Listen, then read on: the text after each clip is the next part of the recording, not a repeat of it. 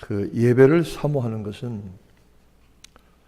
정말 은혜를 체험한 사람만이 예배를 사모합니다. 그렇지 않으면 예배는 형식과 하나의 종교적인 의식 순서에 그치기 때문에 예배 드리는 것처럼 답답한 게 없습니다. 참 따분한 일이고 재미없습니다. 그런데 은혜를 온전히 받고 은혜를 체험하고 나면 예배가 그렇게 사모가 되고, 그리고 예배가 그렇게 그 은혜가 되고, 그저 예배 참석하고 말씀과 은혜를 받는 것 자체가 얼마나 좋은지, 여러분 오늘 이 저녁이 여러분에게 그와 같은 좋은 시간 되기를 축원합니다. 아멘. 오늘 성경 본문 말씀은 롯이 여러 나라 전쟁에 여러 그 도시 국가의 전쟁에 휘말려서 그 롯과 그의 모든 일가족이 다 포로로 잡혀가고 모든 재물을 다 빼앗겼습니다. 그때 아브라함이 자기가 집에서 기르던 자기 개인적인 사병, 개인의 군대와 그리고 여러 도시 국가의 사람들과 합력해서 이 롯을 사로잡아간 사람들을 쳐서 이기고 그 롯과 모든 일가족을 되찾아오고 빼앗겼던 재물도 다시 찾아서 돌아오는 그 승리와 회복의 말씀이 오늘 성경 본문에 기록이 되어 있습니다. 근데 여기서 중요한 만남을 우리가 한 가지 성경에서 찾습니다. 이 만남은 바로 아브라함과 그리고 평강의 왕 살렘 왕인 멜기세덱과의 만남입니다. 멜기세덱. 이 살렘 왕이라고 합니다. 아마도 오늘날 예루살렘을 가리키는 것이 아닌가. 이 살렘이란 말은 평강의 왕이거든요. 멜기세덱이란 말은 의의 왕이란 뜻입니다. 세덱, 의롭다, 차딕, 히브리 말에 의롭다는 뜻이니까 이 의의 왕, 평강의 왕이 멜기세덱입니다. 그런데 이 멜기세덱은 그의 근본이 무엇인지 아무도 모릅니다. 중요한 것은 멜기세덱이 지극히 높으신 하나님의 제사장이었다는 사실입니다. 그런데 이 제사장은 모세의 율법이 있기 전부터 하나님께서 멜기세덱을 하나님의 거룩한 제사장으로 세웠고, 멜기세덱이 전쟁에서 이기고 돌아오는 아브라함을 맞이하러 나와서 떡과 포도주를 접대를 하고, 그리고 아브라함을 축복했습니다. 하나님께 복을 빌어서 아브라함을 축복했습니다. 그때에 아브라함이 10분의 1을 10의 1조를 드렸다고 했습니다. 나중에 롯이 살던 지역에 소돔 왕이 와서 아브라함이 전쟁에서 포로로 잡은 포로들은 다 내게로 보내고, 그리고 네가 취한 모든 전리품 물건들은 다 네가 가져라, 이렇게 제안했습니다. 그때 아브라함은 대답하기를 지극히 높으신 하나님, 천지의 주제이신 여호와 하나님께 내가 손들어 맹세하는데, 하나님께 손을 들어 맹세합니다. 여러분, 손들어서 하나님께 맹세해 본 적이 있습니까? 나는 내 인생을 이렇게 살겠습니다. 나는 이런 믿음의 생활을 하겠습니다 하고 하나님 앞에 손들어 맹세한 적이 있으십니까? 아브라함이 그렇게 했습니다. 그렇게 하면서 만약 내가 전쟁에서 얻은 이 물건 전리품들을 내가 취하면 소돔 왕 당신이 내게 재물을 주어서 내가 부자가 되었다, 이런 소리 들을 거 아니겠습니까? 저는 이 물건을 하나도 취하지 않겠습니다. 다 그냥 가져가세요. 다만 나와 함께 전쟁터에 나갔던 이 군인들이 먹은 것하고, 그리고 함께 전쟁했던 다른 도시 국가들의 군인들이 가져갈 것만 제하고, 나는 여기서 신발끈 하나도, 신발 한 켤레도 취하지 않을 테니까 다 가져가시라고. 그렇게 해서 아브라함은 그 제안을 사양하고 빈손으로 돌아왔던 것입니다. 여기 이 두 가지에서 우리는 특별히 두 가지의 일을 주목하려고 합니다. 이것은 11조와 재물에 관한 이야기입니다. 먼저 여기서 멜기세덱은 그는 근본도 알 수 없고 그의 시작을 알 수 없는 마치 그리스도와 방불한 인물이라고 히브리서는 말하고 있습니다. 이 멜기세덱에 대해서는 히브리서에 자세하게 그 신학적인 의미를 진술하고 있습니다. 쉽게 말하면 예수 그리스도께서는 멜기세덱의 반차를 쫓는 영원한 제사장이다. 그런데 아브라함이 멜기세덱에게 11조를 바치고 축복을 받았을 때에 이 아브라함 안에 누가 있었는가 하면 레위도 있었다는 겁니다. 나중에 야곱의 12아들 중에 하나인 레위도 그 안에 있었다. 여러분, 이 유대인들의 개념은, 성경의 개념은 자손들은 조상의 허리 안에 있다. 이것이 개념입니다. 이게 좀 정확한지 모르겠어요. 자손들이 그 씨로 우리의 허리 안에 있다 이겁니다.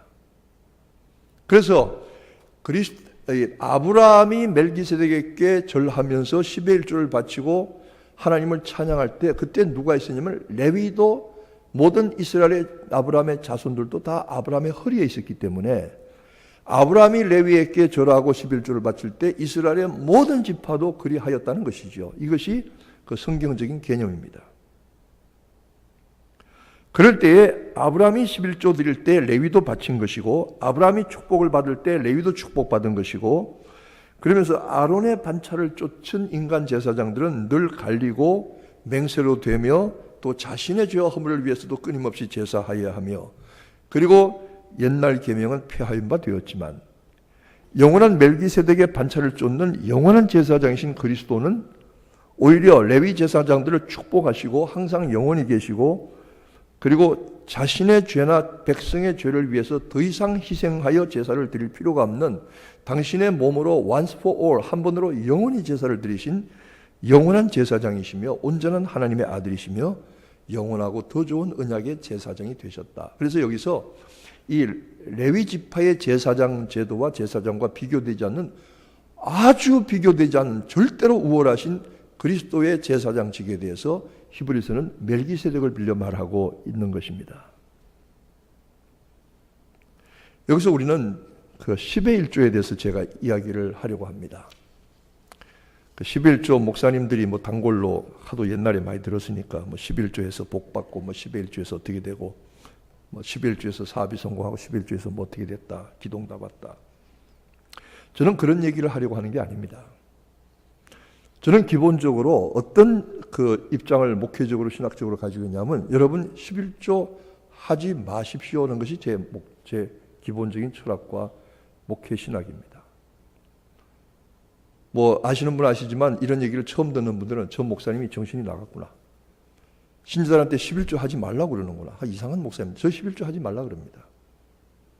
제가 부흥회를 가든지 혹은 무슨 그 교회 직분자 수련회를 가든지 강사로 가면 꼭 제가 1시간 이 헌금에 대해서 이야기할 때에 사람들에게 약속하게 합니다. 나는 앞으로 11조를 바치지 않겠습니다. 따라하라 그래요. 여러분 11조 나는 11조 앞으로 하지 않겠습니다 하면 11조 안 하는 사람도 따라하진 않아요. 참 재밌더라고요. 11조 안 하는 사람도 그 말은 안 따라하더라고요. 제가 11조 하지 말라 그럽니다. 그 이유는 뭐냐면 10의 1조가 우리의 신앙의 기준이 아닙니다, 여러분. 우리의 신앙의 기준은 10의 1조가 아니라 10의 10조입니다. 그렇기 때문에 저는 11조를 하지 말고 10의 10조를 하라는 겁니다. 오늘날도 많은 사람들이 11조에 대해서 이의를 제기합니다. 특별히 요즘 똑똑한 사람들이 교회 안팎에 많아서 뭐 교회가 갱신돼야 되고 11조 이런 얘기하는데 맞습니다. 11조는 사실은 이것이 11조를 들여서 예루살렘 성전을 유지하고 제사장들을 먹여 살리고 레위 지파를 먹여 살리는 일종의 성전 제도, 제사장 직제를 유지하기 위한 율법적인 제도입니다. 구약의 11조입니다. 그럼 오늘날 예루살렘 성전도 사라지고 구약적인 의미의 제사장도 사라지고 제사장 직분 레위 지파도 없는데 왜 우리가 11조 합니까? 11조 하지 마세요. 그래서 어떤 사람들이 11조에 대해서 반론하고 이의를 제기합니다. 맞습니다. 어떤 청년이 와서 저한테 그러더라고요. 목사님, 왜 성경에 신약에 11조가 어디 있습니까? 예수님께서 11조를 말씀하셨어요. 11조에 예수님도 11조 하셨어요. 그렇지만 신약에는 우리에게는 11조의 의미가 주어져 있다는 말이 어디 있습니까? 맞습니다. 맞습니다. 목사님 맞죠? 맞습니다. 11조 하지 마세요. 예, 알겠습니다. 목사님이 그렇게 하시면 뭐 전 틀림없는 줄 알고 갑니다. 갑니다. 아주 기분 좋게 아주 의기양양해서 갑니다. 그럼 불러 세웁니다. 잠깐만 나오고 얘기 좀 하자고. 그런데 구약에는 11조인데 신약의 헌금의 기준을 아느냐고. 그런 게 있습니까? 신약의 헌금의 기준은 10의 10조입니다. 하나님께서 당신의 아들을 우리에게 주셔서 모든 것을 다 희생하게 하셨기 때문에 우리가 그 은혜를 갚으려면 11조 정도가 아닙니다. 11조 가지고는 택도 없습니다. 이 갱상도 말로 택도 없습니다. 11조 가지고는 택도, 10의 10조를 바쳐도 하나님의 은혜와 사랑을 다 감당할 수 없습니다. 그렇기 때문에 제가 10의 1조를 드리지 말라고 하는 건 11조 대신에 10의 10조를 바치라는 겁니다. 전부 다 드리라는 겁니다. 그러지 않으면 헌금했다고 말도 입도 뻥끗하지 말라는 겁니다. 왜 그러냐 하면 하나님께서 우리에게 주신 은혜를 감당하려면 10의 10조를 마땅히 드려야 할 뿐더러 10의 1조를 드리는 것은 최소한의 기준을 가지고 최소한의 신앙 고백으로 드리는 겁니다. 그렇기 때문에 우리는 10의 1조를 드릴 때마다 이렇게 고백해야 됩니다. 하나님, 저는 10의 10조를 드려야 되는데 겨우 11조밖에 못 드립니다. 이게 신자의 자세입니다. 여러분 저를 한번 따라 하실래요? 하나님, 저는 겨우 11조만 드립니다. 그 겨우란 말을 아주 재미있게 강조해야 됩니다. 겨우 11조만 드립니다. 다시 한번 시작. 겨우 11조만 드립니다. 이거 부끄러워서, 이거 11조 드리는 게 부끄러워서 하나님, 이거 되겠습니까? 대단히 제가 10의 9조를 먹고 사는데요. 11조밖에 못, 이게 신자의 기본 자세입니다. 그러나 저는 10의 1조로 온전히 드리는 분을 하나님께서 기억하시고 상 주시기를 바랍니다. 약속하신 대로 쌓을 곳이 없도록 하늘문을 여시고 그 곳간을 채워주실 줄로 믿습니다. 10의 1조를 드릴 때에 여러분 유명한 예화가 있습니다. 미국의 락펠러라는 사람입니다. 아시죠? 얼마나 가난하고 어려운 집에서 태어났습니까? 그런데 그 어머니가 믿음과 기도의 사람이었거든요. 그 아들 락펠러에게 세 가지를 평생의 신앙생활에 지켜야 될 세 가지를 얘기했습니다. 첫째가 뭐냐면 예배 때 항상 맨 앞자리에 앉아라. 항상 예배 때는 맨 앞자리에 앉아라. 사람들 뒤통수 사박 앞에 있는 수박 덩어리 보지 말고 뒤에 앉은 수박 덩어리가 보인다고요. 덜렁덜렁하는 수박 덩어리가 보인다고. 그거 보지 말고 맨 앞에 앉아서 항상 맨 앞에 앉아서 말씀 들으라.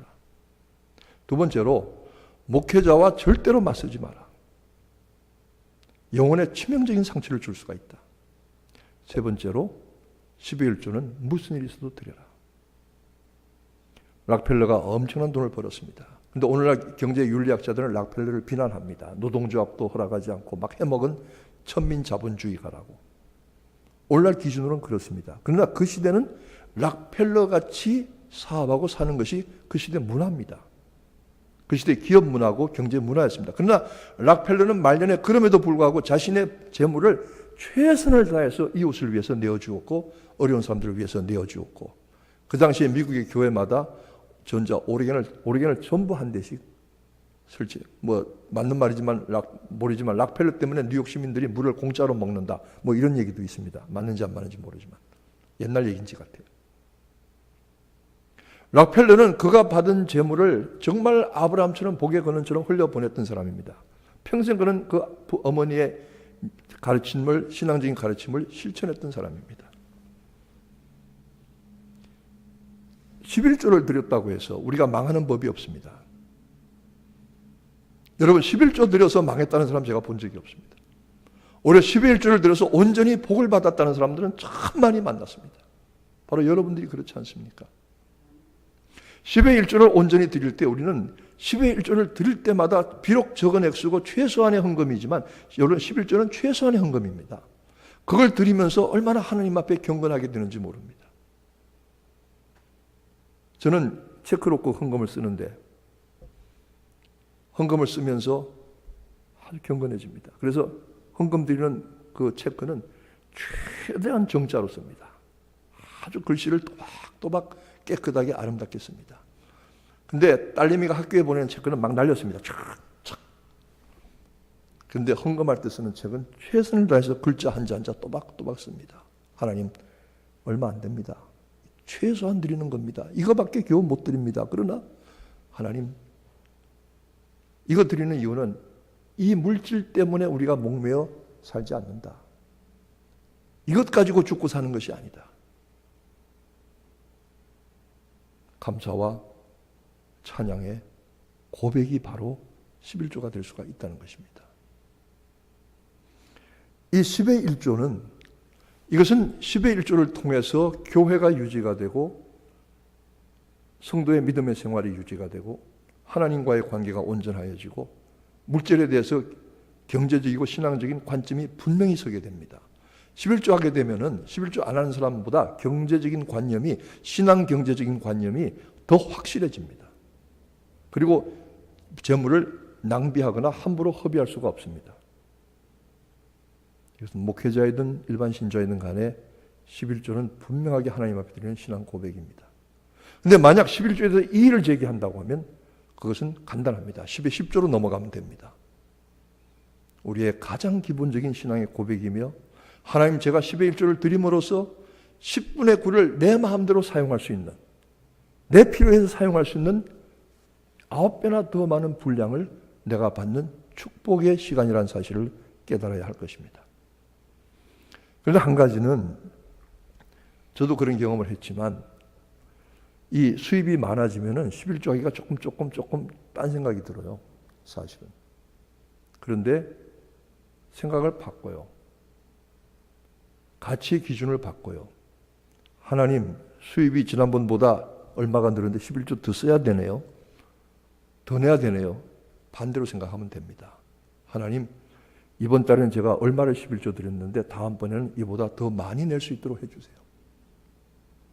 같은 일을 놓고도 완전히 관점과 가치관이 다른 것입니다. 관점이 다른 거예요. 하나님, 11조가 늘었네요가 아니라 11조를 더 내게 해주세요.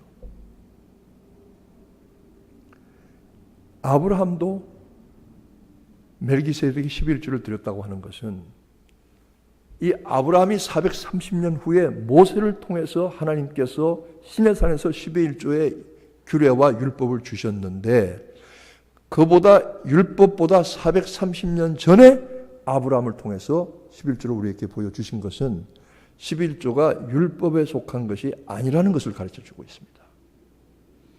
여러분, 온전한 10의 1조의 사람들이 되시기를 축원합니다.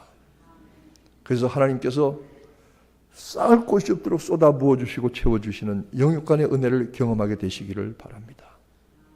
온전한 10의 1조는 최소한의 것을 하나님께 드리는 것이고, 오히려 우리가 부끄러워하면서 하나님, 이것밖에 못 드립니다. 겸손한 마음으로, 그러나 신앙의 고백으로 드리면 하나님 기뻐하십니다. 중요한 것은 11조에서 굶어 죽은 사람 한 사람도 못 봤습니다. 11조 드려서 망한 사람도 못 봤습니다.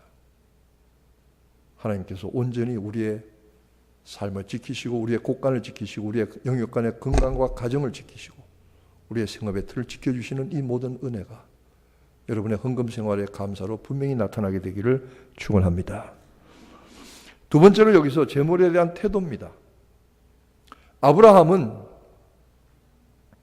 소돔 왕이 모든 전쟁에서 빼앗은 물건들을 다 가져가라고 할 때 아브라함은 거절해 사양했습니다.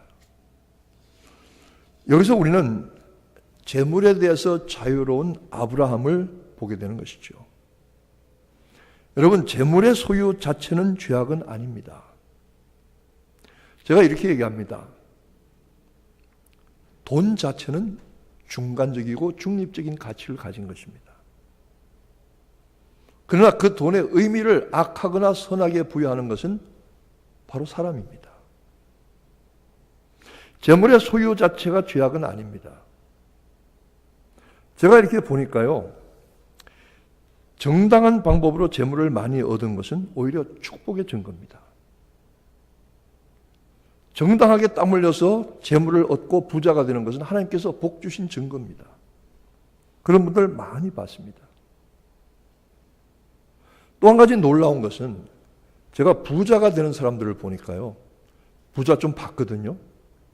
그런데 부자가 되는 분들을 보니까 부자가 될 만한 이유들을 가지고 있더라고요. 살아가는 방식에 있어서 부자가 될 이유들을 가지고 있더라고요. 아, 이 사람은 이렇게 해서 부자가 됐구나. 부자가 될 만한 사람이구나 하는 그런 교훈들을 그분들의 삶을 통해서 받았어요.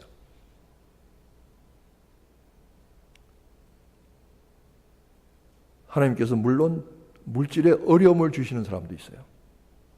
자기가 무슨 잘못 살았다거나 하나님 앞에 뭐 잘못해서 물질의 어려움을 겪는 것이 아니라 그 어려움을 통해서 하나님께서 하시려고 하는 하나님의 계획과 섭리가 있는 경우도 있어요.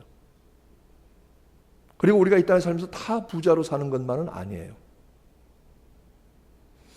그러나 부자가 되었든 가난하게 되었든 정당한 방법으로 땀 흘려서 부유하게 되고 부를 소유하게 되는 것은 좋은 일입니다. 그런데 문제는 재물과의 관계입니다. 성경에 보면은 두 사람의 비유가 나옵니다. 한 사람은 이 젊은 청년이 어떤 부자 청년이 예수님께 찾아왔습니다.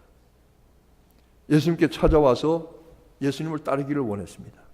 그때 주님께서 말씀하시기를 네가 나를 따르려거든 네가 가진 것을 팔아서 다 가난한 사람들에게 나누어 주고 그리고 나서 나를 쫓으라 그랬습니다. 근데 부자 청년이 그 말을 듣고 심히 근심하며 돌아갔다고 했습니다. 심히 근심하며 이거 다 팔고 남들 주고 나면 나 뭐 먹고 사나.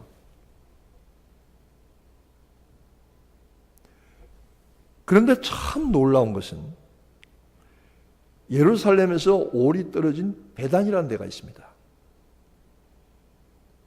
제가 지난 겨울에 예루살렘을 가니까 그 겟세마네에서 기드론 골짜기를 건너 예루살렘 올드 시티가 예루살렘 성벽이 보이는데 제가 서 있던 겟세마네를 언덕을 넘어가면 바로 뒤가 베단입니다. 아주 가깝습니다. 재원 형제 맞습니까? 돼지 맞아요?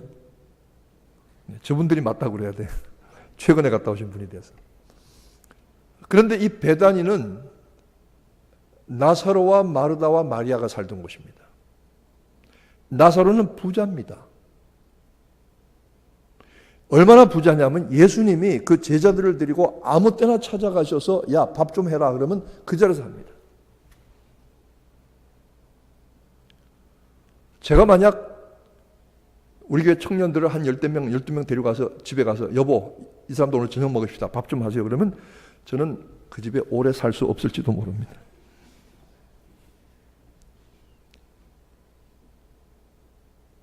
예수님이 제자들 데리고 아무 때나 가셔요. 마르다는 북에 가서 열심히 일을 해서 접대를 하죠. 마리아는 예수님 말씀을 들었다 그랬잖아요. 다 귀한 사람들이죠. 여러분, 마르다의 봉사가 마리아보다 못하다고 저는 생각하지 않습니다. 마르다의 봉사 얼마나 좋습니까? 꼭 필요합니다. 그 봉사 안 하면 우리 이게 감사 줄 때도 아무것도 먹을 수가 없어요. 그런데 나사로는 예수님의 선교를 지원하고 예수님께 선교비를 댔지만, 그리고 그는 많은 부자로서 많은 재물을 가지고 있었지만은 예수님이 한 번도 나사로 보고 너는 재산 팔아가지고 다 나눠주고 나를 쫓으라고 말씀하신 적이 없어요. 왜 그럴까요? 어떤 청년에게는 그렇게 얘기하시고 어떤 사람에게 그렇게 얘기하지 아니하셔요. 저는 이 두 가지의 경우를 가만히 생각하다가 결론 내린 것은 아하, 나사로의 경우는 자기가 많은 재산과 재물을 가지고 있지만 이 소유권과 이 사용권이 제게 있는 것이 아니라 주님께 있습니다. 하나님께 있습니다 하고 맡겨놓고 내놓은 사람이라는 거예요. 그러니까 언제든지 원하시면 쓰십시오. 언제든지 저희 집에 오셔서 식사하십시오. 언제든지 선교비가 필요하면 말씀하십시오 하고 오픈되어 있던 사람입니다. 그러기에 주님은 나사로와 그 누이들에게 한 번도 너희들의 재물을 팔아서 내게 나눠주고 나를 쫓으라고 말씀하신 적이 없습니다. 그런데 부자 청년에게는 그렇게 얘기하셨거든요. 그건 무슨 말이냐면 부자 청년이 재물이 그 사람이 주님을 따라가는데 걸림돌이 되었기 때문입니다.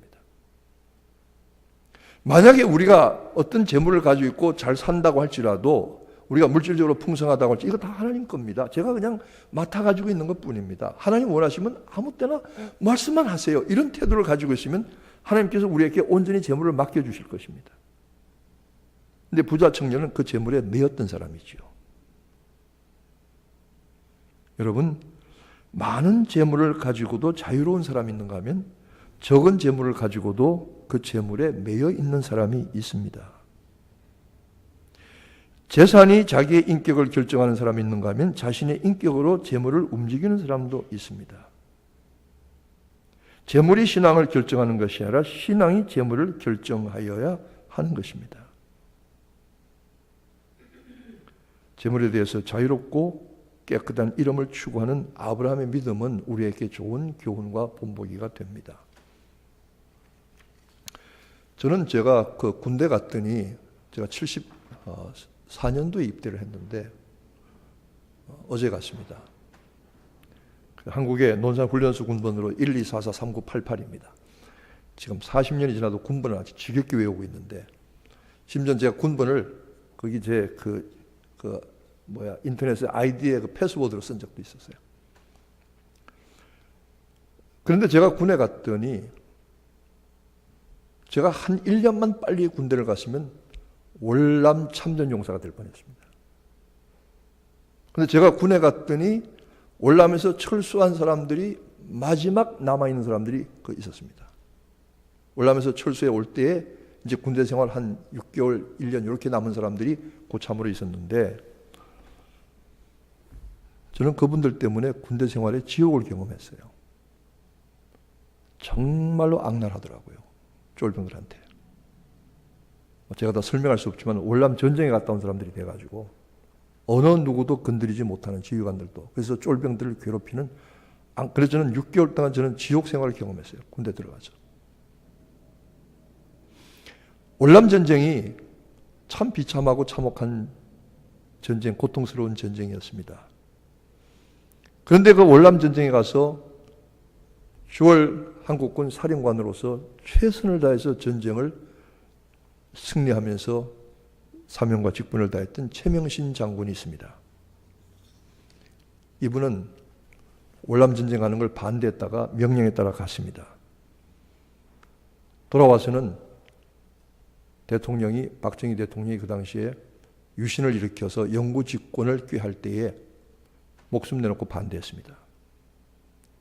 그 바람에 별 넷을 당연히 달아야 할 사람이 별 셋만 달고 군에서 물러나와야 했습니다. 그분이 얼마 전에 세상을 떠났어요. 아주 독실한 그리스도인입니다. 아주 신실한 신자입니다. 황해도 분인데 해방나고 김일성이 북한에 들어와서 사관학교를 세울 때 이 최명신 씨에게 사관학교 입교하라고 우리 같이 일하자고. 한때 젊었을 때는 공산주의 사상에 심취했습니다. 그런데 북한에 들어왔던 소련군 대위가 소련 사람이 술을 마시고 나서 와서 하는 얘기가 속마음을 털어놓는데 공산당 하지 말라고. 나도 공산당이지만 공산당 하면 집안도 망하고 나라도 망한다. 하지 말라고. 소련 군대에 가보니까 소련 군대가 밥을 먹는데 계급과 출신 성분에 따라서 밥의 종류가 6가지가 있다. 6가지. 그걸 보면서 모든 사람들이 평등하다고는 공산주의에서 어떻게 밥을 6단계로 나눠서 식사를 차별할 수 있느냐. 여러분 세상에 제일 서러운 게요. 밥 먹을 때 차별당하는 겁니다.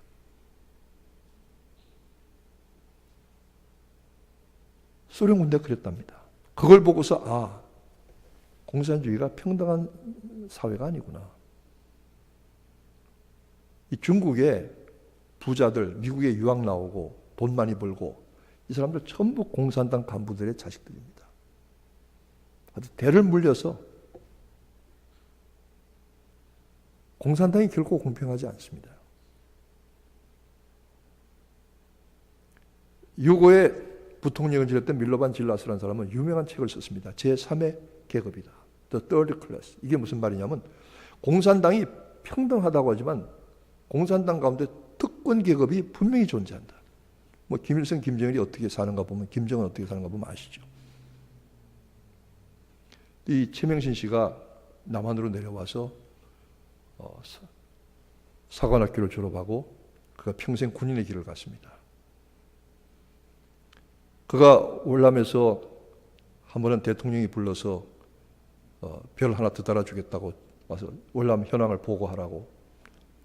이분은 대통령을 만나기 전에 국립묘지로 가서 월남 전쟁에서 먼저 죽은 자기의 부하들 앞에 가서 참배를 먼저 했던 사람이고, 최근에 그가 세상을 떠날 때 유언이 뭐냐 하면, 나는 별셋을 달고 제대한 장군이지만 장군의 묘역에다가 나를 묻지 말고, 장군은 화장 안 하고 그냥 묻습니다. 나를 쫄병들의 자리에다가 묻어주세요. 쫄병들의 자리에다 묻어주세요. 국립묘지에 보면 장군들 이상은 화장하지 않고 그냥 관을 묻습니다. 땅을 넓게 줍니다. 근데 사병들은 어떻게 하느냐 하면, 제가 보니까요, 이 나이 많은 분들도 어떤 그 국립묘지에 묻힐 자격이 있는 분들을 보니까, 뭐 전쟁에 참여했다든지 월남전 갔다 이런 분들은 보니까 그 돌아가시게 되면 그분들을 화장을 해가지고는 다 그 현충원에 모셔둬요. 그래서 한 달에 한 번씩 거기서 장례 예식을 그 전체적으로 치러요. 기독교, 불교, 뭐 천주교 이런 식으로 치른 다음에 그 다음에 그 장례를 한 달에 한 번씩 하는데, 화장한 이 항아리를, 뼈를 가루를 담은 항아리를 조그만 땅에다 하나 묻는 거예요. 요거만한 땅에다가, 뭐 크지도 않아요. 요거만한 땅에다 묻고 비 하나 세우는 거예요. 삼성 장군이 자기가 죽으면 사병들이 묻히는 작은 묘지에 묻어주시오. 월남전에서 죽었던 내 부하들 함께 묻히게 해주시오. 대한민국 군 역사상 처음 있는 일이랍니다. 이런 일들이 어떻게 가능할까? 저는 그 최명신 장군이 하나님을 경외하는 좋은 믿음의 사람, 신앙의 사람이었던 것으로 우리는 알고 있습니다. 오늘 이 시대에 살면서 우리가 물질에 대해서 어떤 태도를 가지는가? 아브라함의 삶을, 아브라함의 물질에 대해서 가진 태도와 자세를 우리가 봅니다. 여러분, 하나님께서 우리 성도들을 물질로 풍성하게 복 주시기를 축원합니다. 여러분, 정말 저도요, 여러분이 뭐 좋은 차 사서 이렇게 몰고 오면은 정말 제가 기뻐요. 이렇게 하나님께서 이 사람에게 복을 주셔 좋은 차를. 그 여러분, 좋은 차를 사면은 혼자 쌩쌩 몰고 다니지 말고 차를 제일 먼저 교회로 가지고 와서 저를 한번 태워주세요. 그리고 목사님 엔진에다 손 얹고 안수기도 한번 해주세요. 그럼 저는 엔진에 손 얹고 안수기, 하나님 이 차를 복 주셔서 운전하는 사람이 안전하고 평안하고 즐겁게 유쾌하게 잘 몰고 이들 생업에, 생활에, 가정에 복이 되게 하옵소서. 그럴 순 없죠. 차를 몰고 온 분을 위해서 축복하고 기도할 수 있죠. 그런데 차 좋은 거 샀다고 목사님 한번 타보세요 하는 사람, 내가 딱 한 사람 만났어요. 저는 여러분들이 좋은 집을 사서 입주해서 들어가면 제가 기뻐요. 꼭 제가 들어간 것처럼 기뻐요. 참 좋아요. 하나님께서 우리 성도를 이렇게 복 주셨구나. 참 열심히 수고하고. 또 여러분이 사업이 잘 되는 것 보면 기뻐요. 또 어려움을 당하면 저도 마음이 아파요.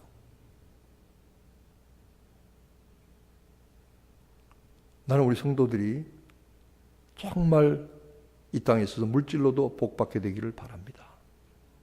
복받을 만한 믿음 가지게 되기를 바랍니다. 중요한 것은 내게 어떤 것이 주어진다고 할지라도 정당한 재물은 내가 기쁘게 땀 흘려서 얻고, 그리고 그런 재물이라고 할지라도 이것은 내 것이 아니라 하나님께서 내게 맡겨주신 겁니다. 하나님 원하시는 대로 언제든지 쓰실 수 있습니다. 제가 그전에도 얘기했지만 유대인들은 장례를 치를 때 1일장을 치르거든요. 그냥 그날 묻어버리거든요. 원래가. 우리처럼 뭐 3일장, 5일장 이렇게 안 하거든요. 그 이유가 뭐냐면 빨리 묻어서 땅을 더럽히지 않는다는 뜻도 있지만은, 그리고 유대인들은 전통적으로 관을 쓰지 않았습니다. 그냥 수의를 입혀서 땅에 묻었습니다. 왜? 빨리 썩으라고. 유대인들은 죽은 사람의 관을 메고 가는 것이, 죽은 사람의 시신을 메고 가는 것이 최대 영예입니다.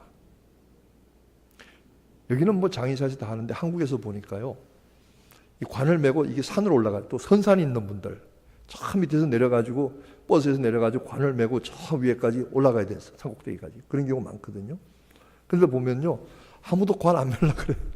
그래서 젊은 사람들 다 불렀다가 심지어 미안하지만 부목사님들까지도 전사님도 메고 올라가는데 유대인들은 그 관을 메어 달라고 요청받는 것이 최대 영예랍니다. 그리고 정말 사랑하고 가까운 친구 아니면 그거 부탁하지 않는데요. 그리고 관을 메어 가는 것이 시신을 메고 가는 것이 그 사람에 대한 최대의 존경과 사랑의 표현이라는 것입니다. 근데 갈 때에 참 놀라운 것은 유대인들은 죽은 사람의 몸을 다 수의로 감싸지만 이 손은 내어놓고 두 손은 내어놓고 간답니다. 그 이유가 뭐냐? 시신을 메고 갈 때에 밖으로 나온 손이, 죽은 사람의 손이 무엇을 보여주려고? 빈손이다. 빈손으로 왔다가 빈손으로 간다. 그걸 보여주려고 한다는 것입니다. 우리에게 주어진 것, 재물도 하나님께서 우리에게 위탁하신 것입니다. 우리의 생명도 하나님께서 위탁하신 것이고 우리의 자녀들도 하나님께서 우리에게 위탁하셨습니다. 우리의 재능, 우리의 생각, 우리의 힘, 우리의 능력, 우리의 모든 것들 다 하나님께서 우리에게 맡겨주신 하나님의 은사입니다. 잘 감당하고 사용하셔서 하나님이 더 복을 주실 만한 믿음의 사람들 되시기를 축원합니다. 특별히 여러분들의 자손들이 그렇게 되어지기를 바랍니다. 우리가 11주를 하나님께 드리는 것은 참 고맙고 감사하고 이렇게 드릴 수 있는 기회와 특권을 주신 것도 감사하지만 그것은 하나님 앞에 최소한의 것을 드리는 것입니다. 하나님은 우리의 10의 1조가 아니라 10의 10조를 원하시는, 우리의 전체를 원하시는데 우리는 다만 우리의 신앙의 고백으로 하나님의 사랑하는 징표로 11조를 드리는 것입니다. 저는 우리 성도들이 11조를 많이 드리게 돼서 부담받는 성도들이 아니라 하나님께서 11조의 액수를 늘려주시는 축복을 받는 성도들이 되시기를 주님의 이름으로 축원합니다. 주님의 이름으로 축복합니다. 아멘.